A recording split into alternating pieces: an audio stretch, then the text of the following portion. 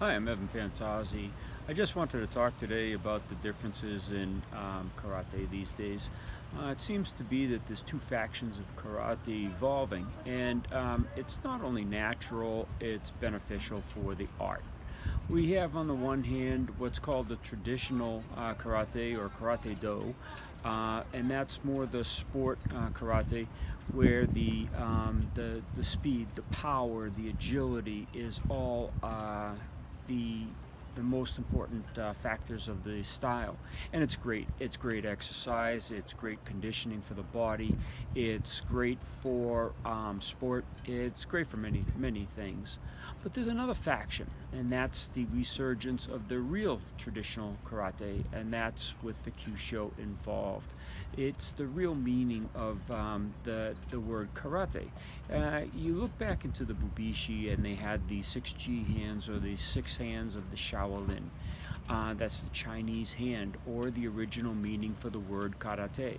Okay, then it morphed into karate meaning empty hand. And sorry, that's a cannon. We're here in Marblehead, and they have Glover's Regiment over at Fort Sewell. It's way down the end back there. Sorry for the diversion there, but it's a tradition. This town is steeped in history and tradition, going back to its founding in the early 1600s. Getting back to the karate, though, the real traditional karate was that of the Shaolin hand or the China hand, as depicted in the Bubishi, the open hands, the more penetrating, piercing, targeting tools for getting deep into the internal body. It was an internal style. Internal style meaning reaching into the opponent's body. Now it morphed into the more modern karate or karate do, the way of the empty hand, to stay more external. And by external, I mean all the focus is placed on damaging the external parts of the body, the skin, the bones, the muscles, perhaps. It doesn't reach in as far. So that was the major transition. And now having them run both side by sides is actually a great thing, and it's imperative to the art. You have many people that really aren't interested in it, the art as a self-protective art. They like it as a physical fitness tool. They like it as a sport. They think they're getting the self-protection, but they don't really focus on it as self-protection. They believe that they're strong enough, and actually they are more capable to defend themselves than if they hadn't studied at all. But that's their focus. And then you have the other martial artists that really want that deeper meaning, the original meaning of the karate and the forms, the katas that were involved, and what those funny moves and those odd moves really meant. And this is where it devolved. So these two systems can coexist side by side. There's no problem with it. It's actually, in my opinion, a great thing. You have a martial arts school, you're a professional. You can't be teaching the children, you can't be teaching most of the adults the Kyusho. They don't like the pain, they don't like the dysfunction.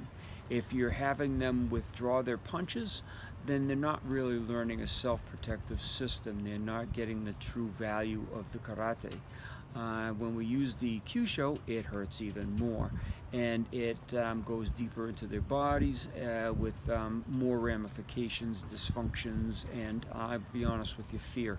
A lot of people are afraid when you start reaching into nerves and blood vessels and causing major dysfunctions. The system shut down, and the autonomic system kicks into gear, the fight or flight mode. So it does have its place even in a modern karate school. However, if you're running a black belt program in your school, and I did in mine for 20 years, to get the real value to your students, you shouldn't really be showing them the same thing that you show in the regular classes, just to get them more refined in that. They can do that with time and the addition of more classes, regular classes, the black belt class should be something special, and that's where Kyusho really shines, and where you can bring the Kyusho into your system for your black belts and above, so they have that deeper meaning.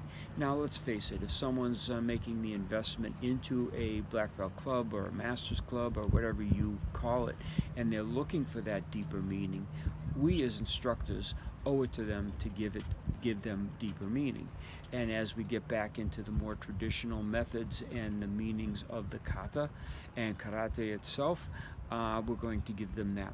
So just another idea for you to think about between traditional karate and traditional karate.